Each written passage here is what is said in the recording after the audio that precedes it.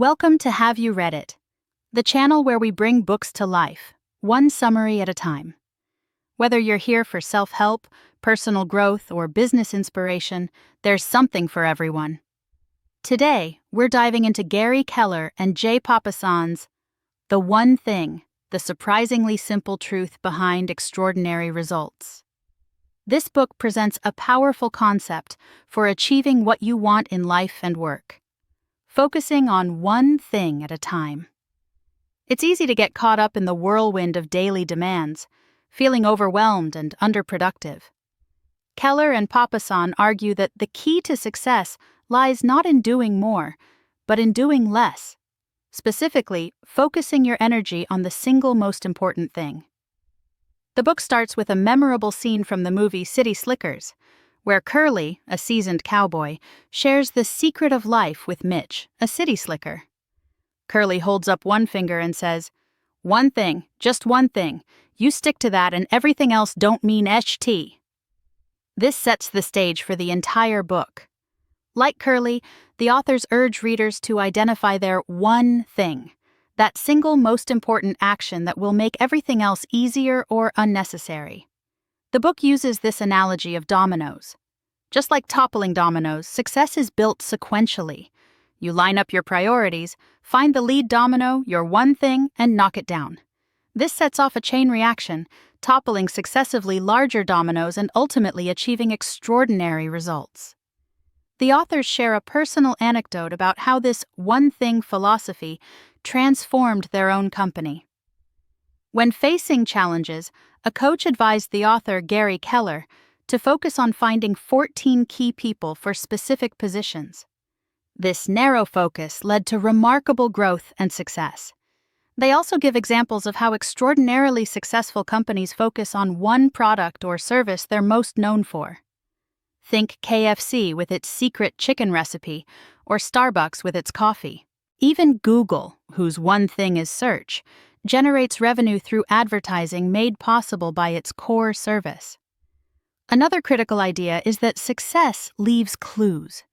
The book highlights how the one thing principle shows up in successful businesses, individuals' careers, and even personal passions and skills. They emphasize that everyone has one person who has significantly influenced them or means the most to them. No one succeeds alone. Before diving into the practical application of the one thing, the authors address the 6 lies between you and success. These are common misconceptions about success that often mislead and derail us. They include everything matters equally, multitasking, a disciplined life, willpower is always on will call, a balanced life, and big is bad. Let's break down each of these lies. The first lie, everything matters equally, is tackled by introducing Pareto's principle, also known as the 80-20 rule. This principle states that a minority of causes, inputs, or effort usually lead to a majority of the results, outputs, or rewards. In other words, not everything contributes equally to success. The book suggests taking this principle to an extreme, finding the 20% of the 20% and so on, until you arrive at the single most important thing, the one thing. The next lie is multitasking. The book argues that multitasking is a myth. We can do 2 things at once, but we can't focus effectively on 2 things at once. Multitasking leads to mistakes, poor decisions, and stress. The book cites research by Clifford Nass, a Stanford professor, who found that multitaskers performed worse on every measure compared to those who focused on one task at a time. Instead, the authors recommend single tasking, giving your undivided attention to the most important task. Lie number 3 is a disciplined life. The book challenges the notion that success requires constant discipline. Instead, it suggests that success is about building the right habits. You need discipline only long enough for the habit to kick in and take over. They cite the example of Olympic swimmer Michael Phelps, who built the habit of swimming daily, which led to his extraordinary success despite being diagnosed with ADHD. Research suggests it takes an average of 66 days to form a new habit.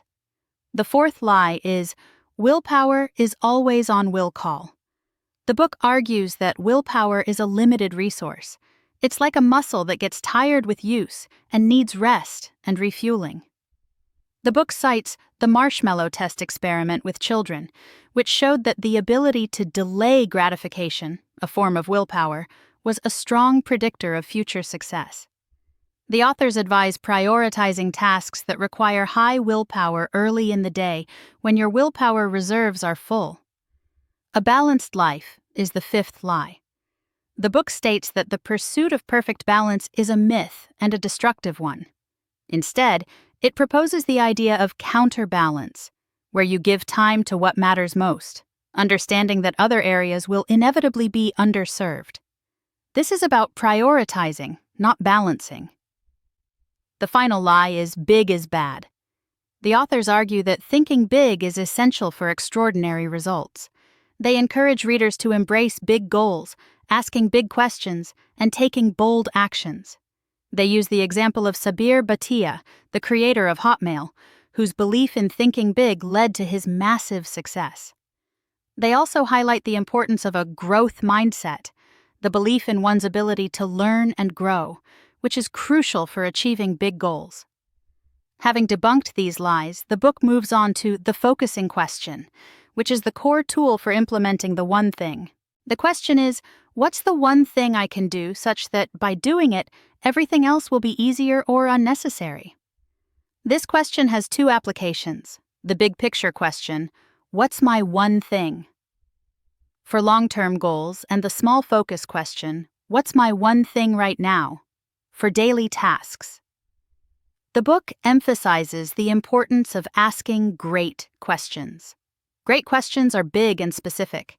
They push you beyond your comfort zone and lead to great answers. The book provides a matrix to illustrate the difference between small and specific, small and broad, and big and specific questions. The ideal question is big and specific, like, what can I do to double sales in 6 months? Finding a great answer is the next step.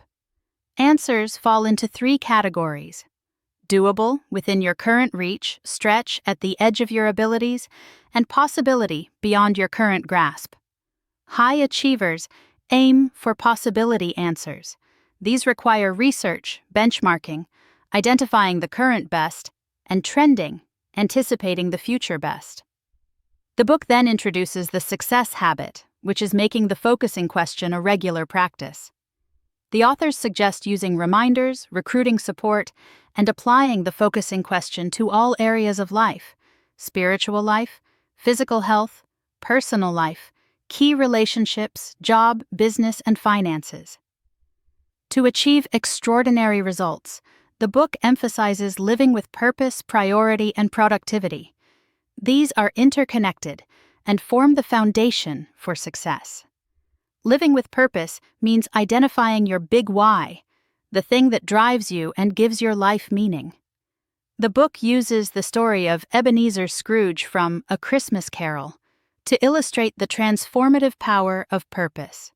Scrooge's purpose shifted from hoarding money to helping people, which changed his priorities and actions, ultimately leading to a fulfilling life. Living by priority involves connecting your purpose to your daily actions. The authors introduce the concept of goal setting to the now, where you work backward from your long-term goals to determine your most important priority right now. They also stress the importance of writing down your goals. As research shows, this significantly increases the likelihood of achieving them. Living for productivity involves time blocking, scheduling specific times for your most important tasks, particularly your one thing. The book recommends blocking at least 4 hours per day for your one thing. Time blocking should be done in this order: time off, one thing, and planning time. To maximize productivity during your time block, the book highlights the 3 commitments: following the path of mastery, moving from E to P, and living the accountability cycle. Mastery is a journey of continuous improvement. Moving from E, entrepreneurial, to P, purposeful, involves seeking better ways to do things, not just doing things with your natural abilities. Living the accountability cycle means taking ownership of your outcomes, learning from mistakes, and constantly improving your approach. The book then addresses the four thieves of productivity: the inability to say no, fear of chaos, poor health habits, and an environment that doesn't support your goals. Saying no is essential for protecting your time block and focusing on your one thing. Fear of chaos arises because focusing on one thing naturally leads to other things being left undone. Accepting this chaos is crucial for productivity. Poor health habits, such as lack of sleep, poor nutrition, and lack of exercise, drain your energy and hinder productivity. Finally, a non-supportive environment, both in terms of people and physical space, can derail your productivity. Surrounding yourself with positive, success-minded people and creating a distraction-free workspace is crucial. The book concludes by emphasizing that success is an inside job. You have the power to create the life you want by focusing on your one thing. It encourages readers to live a life of no regrets, drawing on the wisdom of those nearing the end of their lives, who often regret not pursuing their dreams. The book provides examples of how to apply the one thing to various areas of life: personal life, family, job, work team, nonprofit, school, place of worship, and community. So, the key takeaways and heuristics from The One Thing are: purpose. Identify your big why. What truly matters to you? What do you want your life to be about? Priority.